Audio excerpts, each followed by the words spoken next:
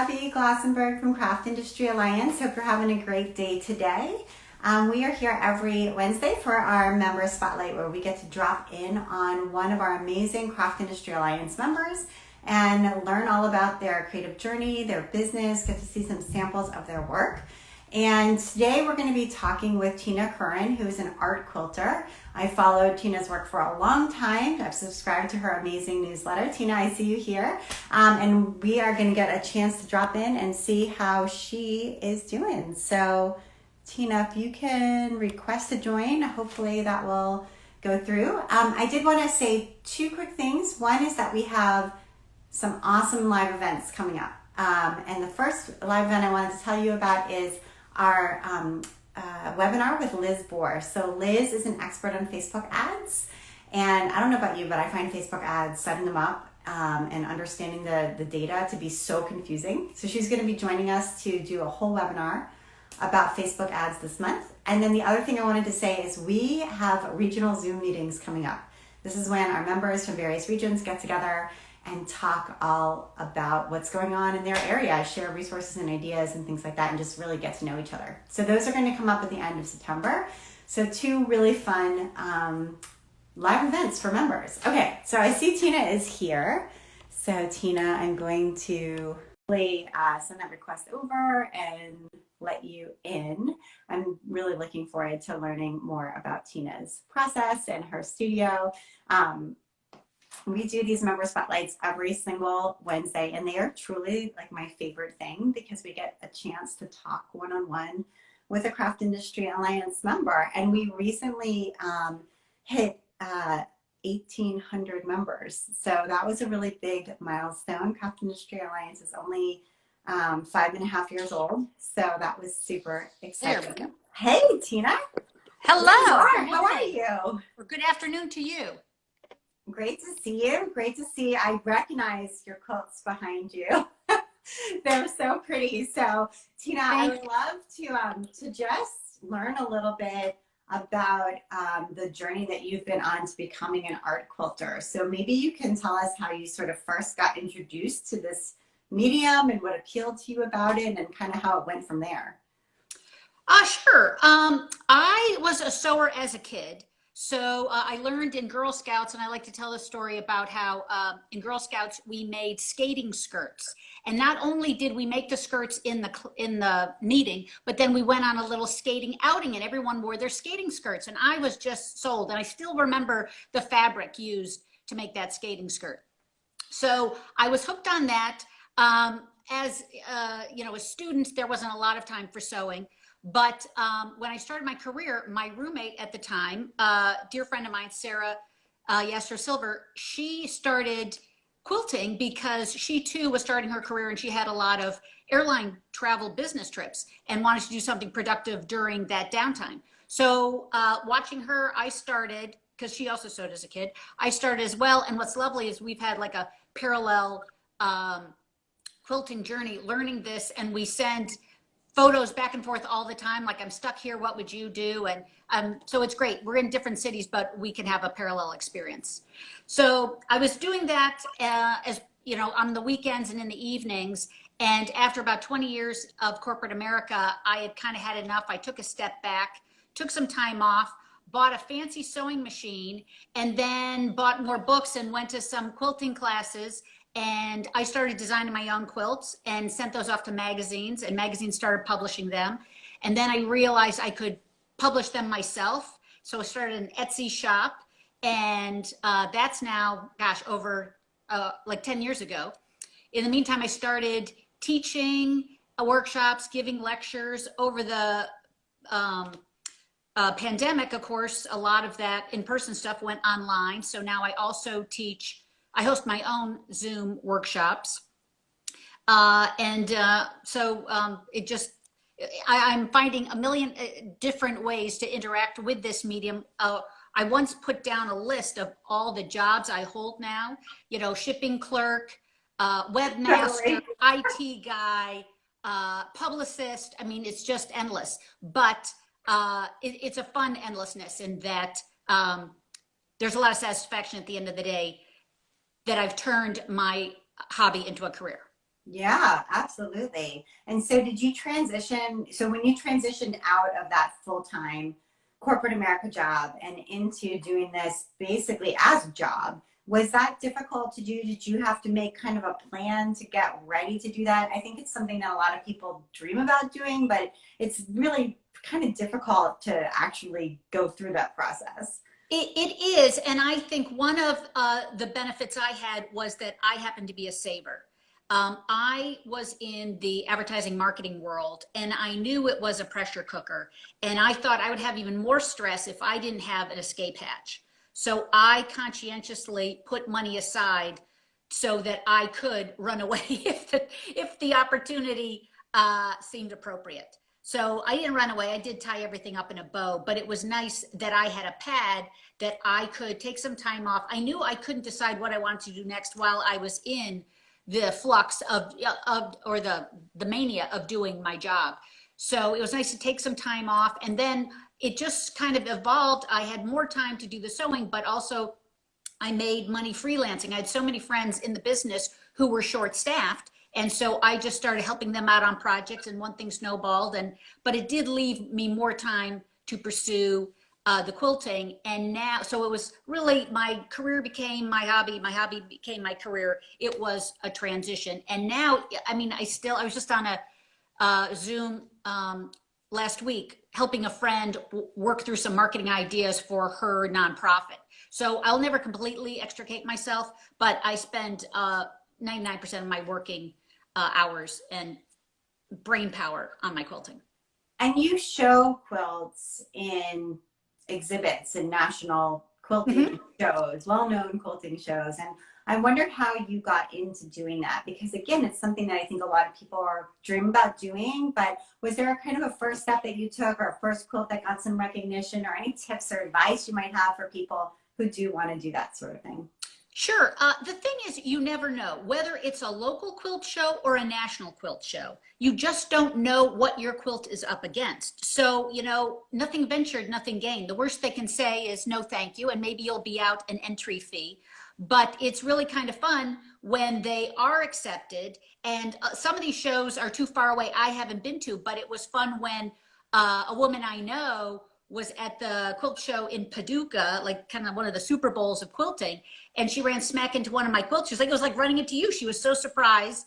But then she understood, well, of course, Tina would get in here. But it was really fun to hear that she just turned a corner and ran smack into something that she knew very well. Right. Okay. That sounds good. So And yeah, so the advice is try yeah, it. You never know. right. Nothing Just get ventured, out nothing there, gained. try it. I like that idea that you don't know what your quilt is up against. It might Right. be the shining star. So get out there and give it a go. And if you hear no, that doesn't mean no way. It means try again. Exactly, exactly. And some quilt shows will give feedback, and that can be helpful. You don't have to embrace it all if you don't agree with it all, but some of it can be very technical, and you might realize I didn't even know I was supposed to do that. Okay, good to know. Yeah, exactly. That feedback is very helpful. Okay, and then as far as marketing, since you do kind of come from that background and have training there, I know that you send out a wonderful newsletter, which I subscribe to and love. Thank And I you. wondered if you could talk a little bit about the newsletter, sort of what your strategy is behind it and kind of what it does for your business. Well, I will tell you, I'm glad you're lovely to have you as a subscriber. I started this actually 7 years ago. Today, I just sent out, it goes out the first of every month. So today went out before this, and today is the beginning of my 7th year of writing this. So it goes out the first of the month, every month. So far, I haven't missed one. And uh, the idea is not just exposure, but I also have basically deemed myself an ambassador to quilting. I think in a lot of people's mind, quilting is boring little old lady stuff. It's not very interesting. It's all muted colors and traditional patterns. But if anyone goes to a quilt show or looks at what's available out there, quilting runs the gamut. There's all sorts of art represented. Of course, there's wonderful bedding, but even that can be very modern. So I think that what's important is to embrace it all. And now I'm sorry, I've lost my train of thought. Yeah. But, also No, all the from the different newsletter. types. Yeah. Right, and the newsletter. So I wanted to, so my original list was basically everyone in my email news box or email inbox, because I figured they could opt out if they didn't want it. But what's nice is that I have some friends that are not quilters, and they just, their minds are blown. Like, I cannot believe this is being done. And it's not that I just show my quilts. I like to show highlights of quilt shows I've been to, or other things that I come across, really just to broaden the eyes of quilters and non-quilters. And I think I'm helping broaden people's appreciation for quilting. I also do it because I know so many of my friends are still in corporate America, and they live vicariously through what I do. But it's also funny because when I see an old friend, they're like, "Well, I know what you're up to. You know, I see you every month." It's like, "Yeah, so tell me." It's not equal. I'm not up to what you're up to. So, but it's been lovely, and I spend probably half a day to maybe 3/4 of a day once a month preparing it. So it's not a big chunk of time. And I fortunately have my younger sister who is a very good writer. She's my editor. And as a non-quilter, it's very helpful to have her as my editor, because she'll either tell me I didn't explain something enough, or I over-explained that, we got it. Right. Okay, that's very helpful. And then show us the quilts behind you, or quilts from your studio. Give us a little tour around of your Sure. art. Let me pick this up. Yeah. Okay. So let's start with, this is, I call this Whimsical Garden. This is a pieced background and raw-edge applique foreground. This is one of my most popular patterns and most popular workshops. Below it, let's go this way a little wider. That's one of my flag quilts. I just think the American flag is a wonderful emblem and symbol. And so I have 4 different designs of American flag quilts. This one is done in paper piecing. It measures 26 by 40, and it's also taught, I've taught this a lot in workshops.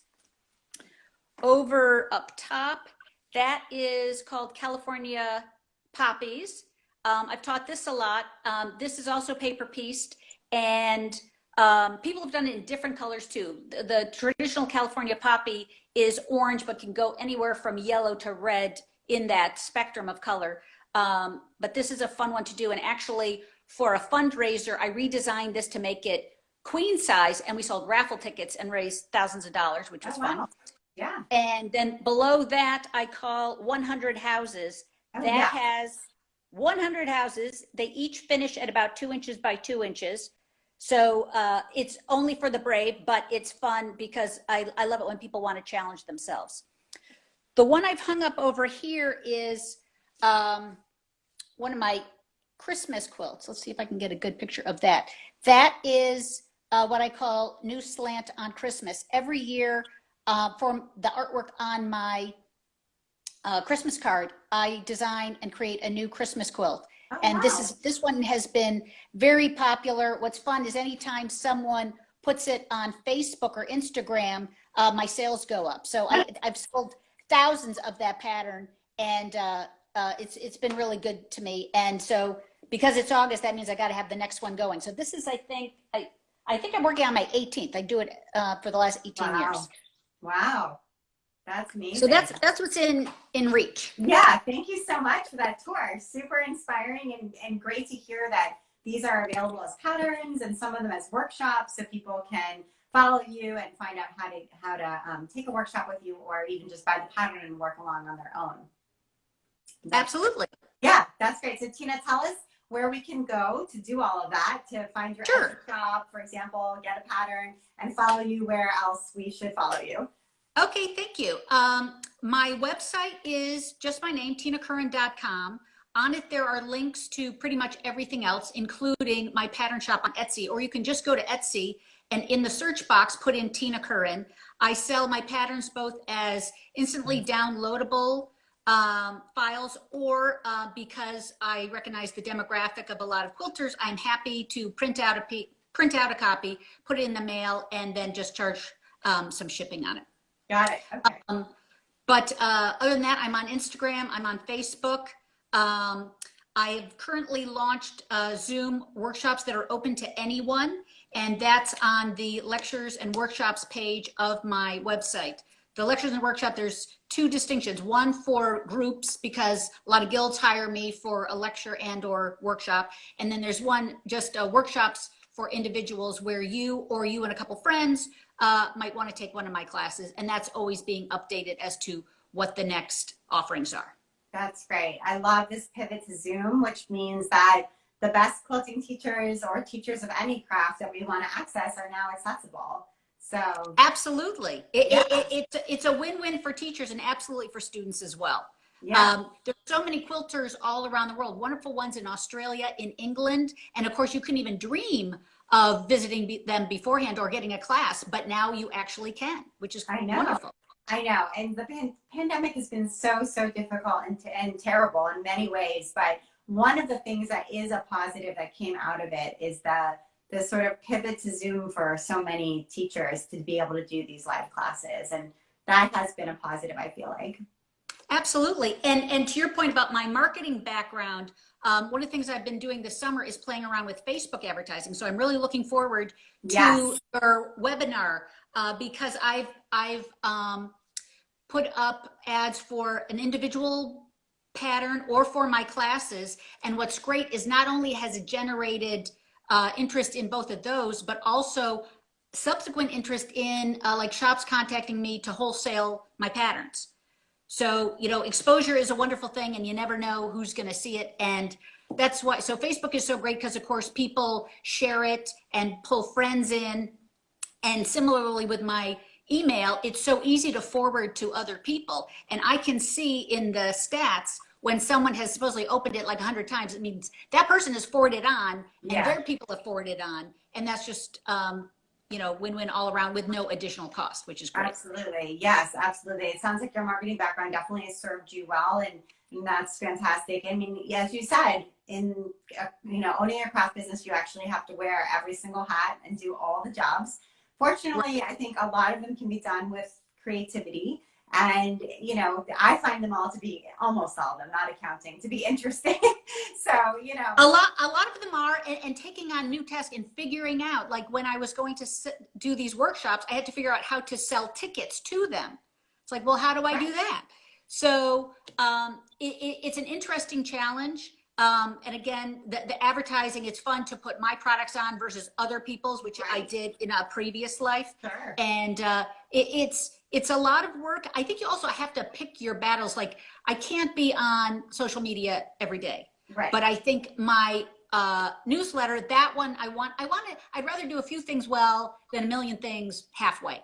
That's great. So, so I pick my battles. I can't be on social media every day, but I make peace with that and try to do it as often as I can and as often as I have something interesting to say. Yeah, and you know, you need to have that time set aside too to just create, play with materials, make mistakes, you know, just kind of go through that creative process. Right, and I need to do that in order to have content for my newsletter. Right. And also having the newsletter keeps me making content to fill the newsletter. It's like a nice little beast I have to keep feeding, and it keeps me on task. Yeah, that's 100% true. I think that's great. That is really good advice. Tina, thank you so much for popping on our member spotlight this week and sharing. Thank you, this Abby. Yeah. And thank you for everything the Craft Industry Alliance does, because it's a wonderful resource that I use a lot. Wonderful. That's great to hear. Thank you, everybody who joined us today, and we will see you next week. Bye. Bye.